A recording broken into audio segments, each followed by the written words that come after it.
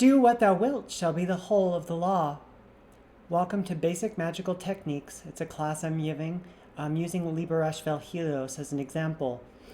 Before I get started, I wanted to say this is presented by Thelema.tube, as well as the Agape Thelema Discord community. Our Discord address is above, discord.gg/Thelema. If anyone wants to get on Discord, there's lots of great people to talk to. And also, if anyone wants to contribute to this channel, as long as you're contributing Thelemic material, it's most likely going to be something we want to have. Just jump on the Discord and say hello and figure out how to get that to us.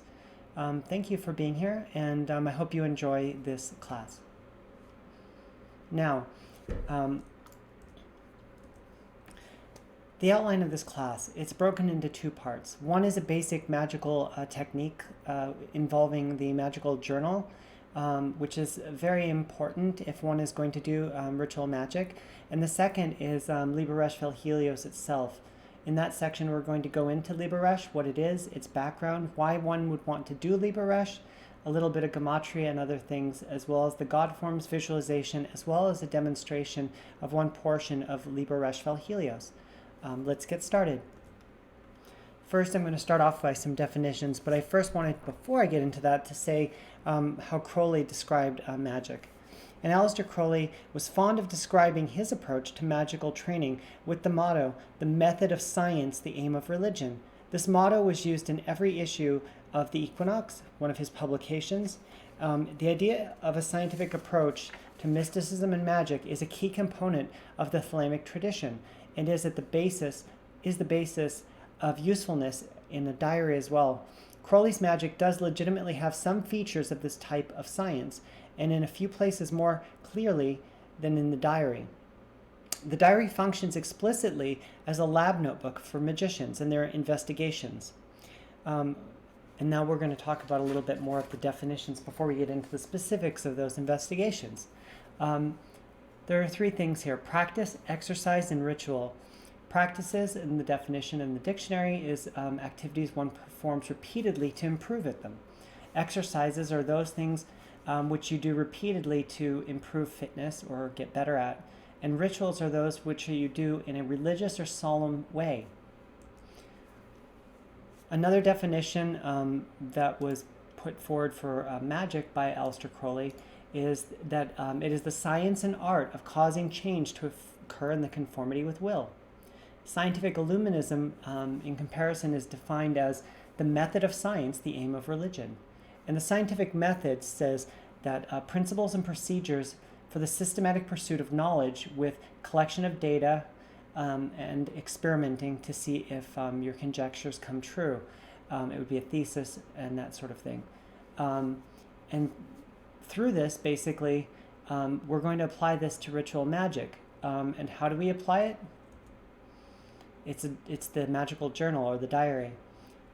So anyone here listening to this or watching this, if you already do have a magical journal or any kind of diary, you're going to be a little bit ahead, but it's something that everyone should consider. Some of the reasons for this are following.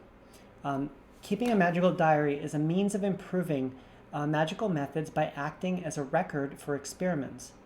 It demonstrates cause and effect over time. You can see results over time of what you're doing. An eventual guide for yourself, to yourself, for yourself, about yourself, gives you hindsight and perspective on the things that you write. It can encourage further work, such as blank pages in a journal where you keep it every day is going to be fairly glaring and quite annoying when it happens, so you're going to be encouraged, hopefully, to do more. It helps to avoid defects in memory, both positive and negative.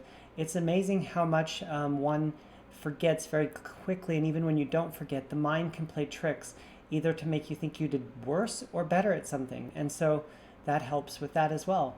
And it can help increase your persistence and discipline. And there are many other examples, but that gives you a rough idea. What to record? Well, most people that have journals just record their thoughts. This needs to be a little bit more like a lab notebook, and so there are specific things that one should record. A good place to find this is in Liber E in the Equinox, and you can download the Equinox in the comments below from outercall.org, the AA website. I'll link to that. I'm going to go over a bit of it here, although specifically all of the features of what is journaled in Liber E may be more than some people want to do when getting started. It is what is necessary in the AA and also is a good roadmap for some things that would be useful. So the first part is it's absolutely necessary that all experiments should be recorded in detail during or immediately after the performance. And this one is very important because the longer you wait, the more those memory defects that we discussed are going to intrude. And so if you journal something days after you did the experiment, you're going to probably have not the best memory and you're going to mess some stuff up.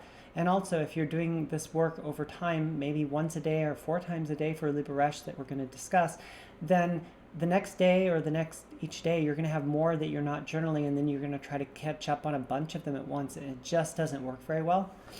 So that's important. Next, in number 2, it's highly important to note the physical and mental condition of the experimenter. So basically in this one, it's discussing that you're not only going to journal the very specific variables of like, I did this at 4 o'clock and it lasted 2 minutes, but you also need to discuss how you feel, how your emotions are, because the ritual magic, even in Liber Resh, is going to impact your emotions and your mental conditions both before and after, and so you need to keep track of that as well. 3, the time and place of all experiments must be noted, and this weather, generally conditions which you might conceivably think have any weight on the result or errors. And so here in number 3, it's basically saying that anything you conceivably can think of that could impact or have an effect on what you're doing, you should note, because of course you want to be able to trace later whether or not all of this is happening and the cause and effect to some degree so that you know what to adjust. 4, this just talking about the fact that if the things are not up to this standard, if you're in the AA, it will not be accepted.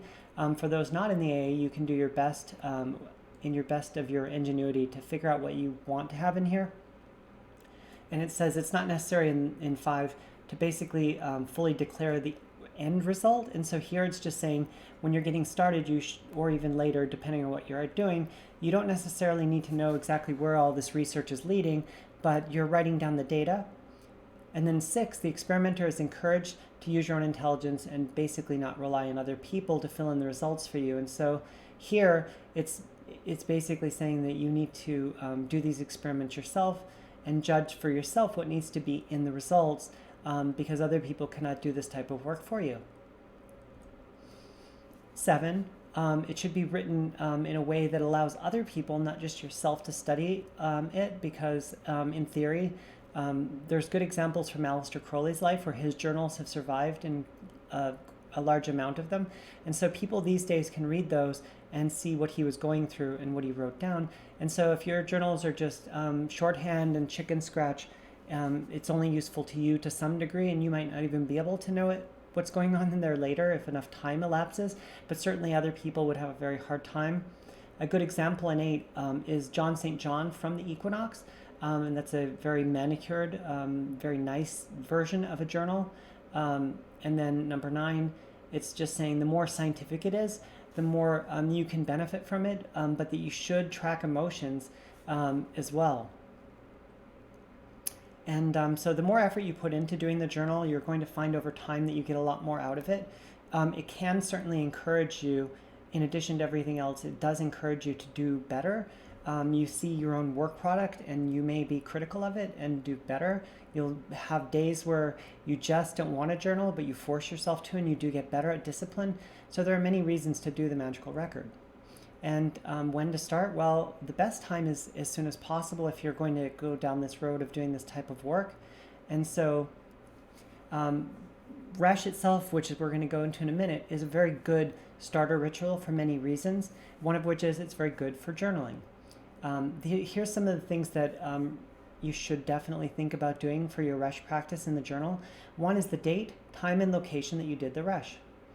2 is the mental state prior to the performance. 3 is concentration or your lapses thereof during the performance. 4, technical performance or lapses. How well did you do it? Did you mess any of the words up? Did you You forget a section. Did you duplicate? And it's okay if you do, but you do want to get better at this over time, so by journaling that, you'll notice. 5, visualization quality during the performance. How well did you do the visualizations? Did you think you could do better? What areas could you do better in? 6, intensity. That's how much energy did you bring into this? Were you really tired and ready to go to bed when you were doing it and just sort of do the motions, or were you really doing it with all of your energy? And then your mental state after the performance, and you can compare that to the state before and see if there are any changes. And these are just examples, and over time you're encouraged to add more to the list as you go of whatever you think would be helpful. Here's some resources for journaling. Liber from the Equinox, which I'll put the link in the comments. John St. John, also from the Equinox, link in the comments, and Master of the Temple, which is also in the Equinox, and you can find that in the comments. And then there's a good book you can look for on Amazon, which is Aleister Crowley and the Practice of the Magical Diary, if you're also interested. There's a bunch of other good resources in there. Now that we've gone over journaling and kind of discussed why it's important and why somebody might want to do it, we're going to start talking about Liber Resh next. Actually, first I'm going to talk briefly about this. This is the cover of Liber Resh vel Helios with the Egyptian hieroglyph look, which is found on most, if not all, of the in various formats of the Thelemic Libers. And so I'm going to briefly just go over what information one can pull from these covers. This one is Liber Resh 200, is in a publication in Class D. Here you see the word Liber means book in Latin, and so Helios is the god of the sun. And so this is literally the book of the sun. Resh, let's see here. We go down. Subfigure, of course, just means subtitle. And CC is 200. And then in the very bottom, the hieroglyphs there are from the Stele of Revealing, and you can see what it says there. In the middle says Hudit, God, great Lord of Sky, and the two glyphs on down is in front of the priest is a table of offerings under which is written bread, water, cattle, and fowl. And then the type of class for the publication is Class A, B, C, D, E. And Class A are those things that are not changed in any manner. So the Book of the Law would be Class A. B are scholarship. C are suggestive. And D are rituals. And then E is sort of propaganda in a different way of saying it. And so just from this one cover, there's lots of information that can be pulled out. So first, before we talk about the specific mechanics of doing Resh, we'll discuss why someone would want to do Resh. So one of the things first is that many of Crowley's works revolve around the sun. His play The Ship shows the birth, life, death, and rebirth cycle of the solar regenerative god. His Gnostic Mass makes many references to the sun, with lines such as, "Appear thou glorious upon the throne of the sun, and let this offering be borne upon the waves of aether to our Lord and Father, the Sun, that travelleth over the heavens in his name, on." Indeed, it has been suggested that the degrees of Crowley's secret society, the OTO, are essentially solar in nature. To the extent it's true, Liber Resh is another device to help establish this solar energy, and Resh puts you in connection with the daily cycles of the sun. Here's a quote from Crowley on Liber Resh. "Neglect never the fourfold adorations of the sun in his four stations, for thereby thou dost affirm thy place in nature and her harmonies." Another quote from Crowley. "The object of this practice is firstly to remind the aspirant at regular intervals of doing the great work. Secondly, to bring him into conscious personal relations with the center of our system.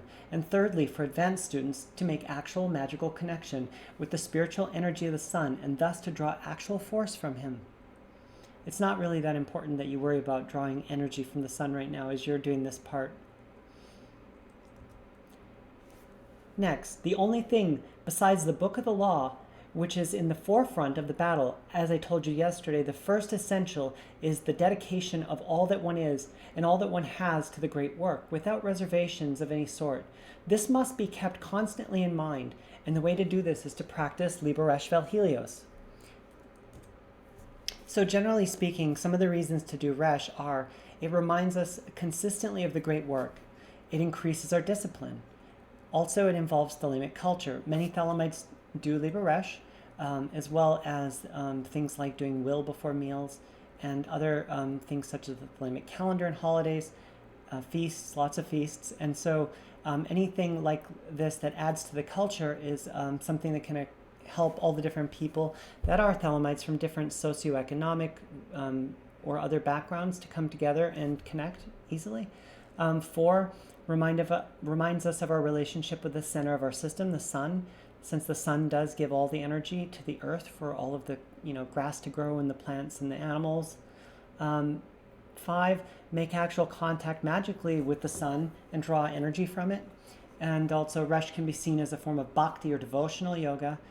Anyone wanting to look at that would go to Liber Astarte. And then just as a grab bag, if we pulled open Liber 777 and looked for correspondences, we'd see the Hebrew letter Resh literally means ahead. And Liber Resh is attributed to Atu 19, the sun, which has a different title. And on the Tree of Life, the path of Resh connects Hod to Yesod. And so there's a lot of interesting correspondences one could look up in Gematria for Liber Resh all the way through it. But one fun one to look for is the Hebrew and Coptic Gematria. If one wants to look that up, it would be a fun expedition. On the left-hand side, is a part of the lower part of the Tree of Life, Malkut, Yesod, Netzach, Hod, and Tiferet. And in between Yesod, Tiferet, Hod, and Netzach is the path of Semek and Peh. And that is basically where one would stand, at least in visualization. You're going to be standing at that point, which is where you would stand for a pentagram ritual, but it also is where you sort of would position yourself on the tree in performing Liber Resh. And so Liber Resh, I'm going to now look at this. The first thing is that it is broken up into some different parts. There's some parts where you give a sign, there's some visualization that is done, and then there's also some reciting / reading, although it is very formulaic and so it's easy to memorize, and it's somewhat different depending on the time of day. And so the first part is the signs. So I'm going to go over the grade signs, and then I'll go over the images for the visualization and some tips on that. And at some point during this presentation, I'm going to give an example. And so this hopefully will help. The actual text of Liber Resh talks about the signs. It says, giving the sign of his grade, and where the aspirant has no grade, let him give. And it would be the look signs. The look signs are the sign of Osiris slain, the sign of the morning of Isis, the sign of Apophis and Typhon, and the sign of Osiris risen. So that would be what would be given at dawn. In this, I'm just going to, for the slides, have the sign of Osiris risen. Sign of Osiris slain is what I put in here. But one can certainly alter that if one has no grade and is not part of the AA. So this is the sign for the sun in the morning, sort of the dawn sign. It would be the sign of Osiris slain, which is a man basically looking like a cross. Description here is from Liber O, head bowed, arms directly horizontal from the shoulders, and sort of that's how you would look for that one. And this is facing east, which on the Tree of Life that we had here, you're facing towards Tiferet. And next is the second one, which is for noon. It's the sign of Thom Eshnith, south towards Netzach. And it's a fire sign. And then you can kind of look how that's a triangle over the forehead with the hands. And Libero has the full description. For the evening, we have Shu to the west, air. Looks like you're holding up the sky, and you can see Libero again for more if you need to. Next is Aramuth. The sign of Aramuth is a triangle down on the sort of solar plexus there. And that's a water sign towards Hod. And again, Liber O will have this. There's also a handout that I'm going to put in the comments you can look that has a lot of good information for both this and how to memorize. Now, there's a specific part where you do the sign of silence, which is basically what you can see on the screen, but your finger is towards looks like you're doing a hush or shush sign with your finger touching the lower lip. The sign of Hippocrates is an act of adoration, not a dumb callous of heaven towards men, but the supreme ritual. Here, you're sort of sealing your astral, you're keeping the energy in.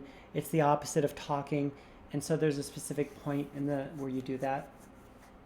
So now we've gone over the signs. We've got in the morning, you're going to either do all of the look signs or something like this. And then noon is like this. Evening, midnight, and different portions, you're going to do that. And so look in Liber or look in the handout that I'm going to post on the comments, and you'll be able to see more specifics of what to do for those. Now, each direction, now that we've gone through the signs, there's visualizations for each one. And so those visualizations are called God forms. And each one basically is like donning the costume of a different deity, entity, just for the purpose of taking on its aspects and its character and attributing them to that phase of the sun.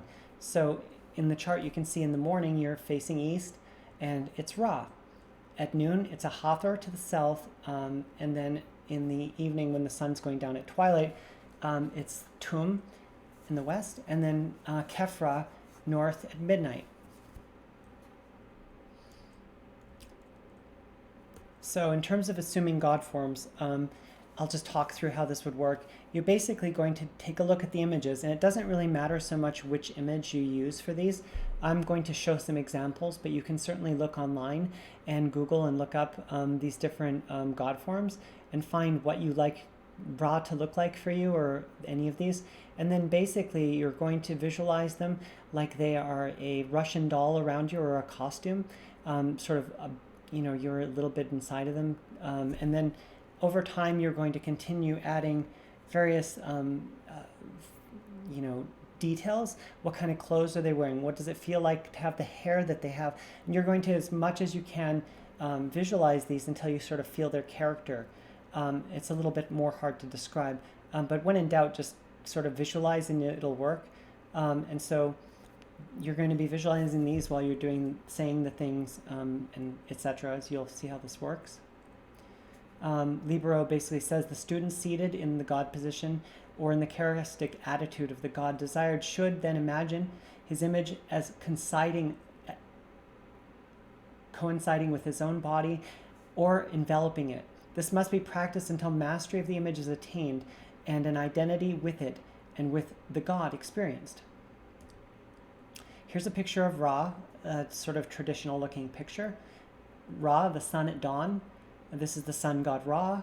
He basically looks like an Egyptian man with the hawk head, and then has the staff and the ankh, and the solar disc on the head, and sort of that's going to be what he looks like very similarly. Next is a Hathor at noon. A Hathor is two forms. One is kind of looks like this, and the other has a cow head. I tend to like this one a little bit better, but still has the cow horns. Otherwise, she's kind of similar. She also has the Uraeus serpent on the solar disc, and she also has the crook and the ankh. She is the goddess of love, music, and dance. Tum or Atum is the sun at dusk. He was one of the earlier forms of the sun god, and so he's generally seen as being aged or getting older. And so generally looks like an Egyptian man, usually has a beard, but also some of the same crook and ankh. And finally, there's Kefra, the scarab. And so this is Ra as a scarab or dung beetle, still has the solar disc in the claws or the and then basically sometimes people will visualize this one as a man that has no head, and instead there's a scarab for the head. I tend to like this visualization better. It's kind of interesting doing the visualization and trying to see what it's like to feel like you have scarab wings or claws. So that's how these work. And again, you can definitely look for Ra, Hathor, Tum, or Kefra images on Google and go with those. Now, what I'm going to do next is basically go through Liber Resh vel Helios and I'm going to do a portion of it and talk about a portion of it. So, one second. Let's here. So Liber Resh vel Helios starts off with the following. It says, "Let him greet the sun at dawn, facing east." We already discussed the sign that. Then it says, "Give the sign of the grade," which in this case would be either of the look signs or at least the sign of Osiris slain. So I would put my arms out and do that sign. And then it says, "And let him say in a loud voice, Hail unto thee, who art Ra in thy rising, even unto thee, who art Ra in thy strength, who travellest over the heavens in thy bark at the uprising of the sun. Tahuti standeth in his splendour at the prow, and Ra-Hor abideth at the helm. Hail unto thee from the abodes of night." And then it will just, after that, it repeats the one for south and noon and all of those. After that stuff is done, section 5, and again Liber Resh will be posted in the comments as well, says, "And after each of these invocations thou shalt give the sign of silence," which is the one we looked at before with the finger, "and afterwards thou shalt perform the adorations taught to thee by thy superior." If you're not in an order of some type and haven't been told to do this ritual, you will not have an adoration. And so the one that most people do, I'm going to recite now, and there'll be a link to it. "I am the Lord of Thebes, and I, the inspired fourth speaker of Mentu. For me unveils the veiled sky, the self-slain Ankh Afna Khonsu, whose words are truth I invoke, I greet thy presence, O Rahur Quit. Unity uttermost showed, I adore the might of thy breath, supreme and terrible God, who makest the gods in death to tremble before thee. I adore thee. Appear on the throne of Ra. Open the ways of the Ku, lighten the ways of the Ka. The ways of the Cobs run through to stir me or still me. Let it kill me. The light is mine, its rays consume. Me I have made a secret door into the house of Ra and tomb of Kefra and of Hathor. I am thy Theban, O Mentu, the prophet Ankh Afna Khonsu. By Beznamat my breast I beat. By wise Tanek I weave my spell. Show thy star splendor, O Nuit. Bid me within thine house to dwell, O winged snake of light Hadit. Abide with me, Rahur Quit." And so after that, it says that one would compose themselves in holy meditation. And so after you do Liber Resh, what you would do is some form of meditation. If you don't have a specific type of meditation, find one. Those who are doing specifically AA type of work will probably know what type of meditation they should do. This is certainly not, I don't have time in this class to go over all of that. And so basically what you have here after that, of course, is you're going to journal, which we discussed earlier. And so you basically will do Resh 4 times a day. If you can't do the exact times, you can either make them up, or if you sleep too early or late, do it when you wake up, or just do your best. And if you miss one, just write that down if you can, and then redo it later, or just keep going. And you'll do it in those time periods. And again, there's going to be a really good handout that I'm going to put in the comments. And I think that's pretty much it for this class. And so I just wanted to end again by saying, you can see our Discord server up top, a lot of great people to talk to, lively discussions. And if anyone has any material they would like to contribute to this YouTube channel, we'd love to have any Thelemic material, and we can give credit and all of that good stuff. And so with that, I'd like to thank everybody and have a great day. Love is the law, love under will.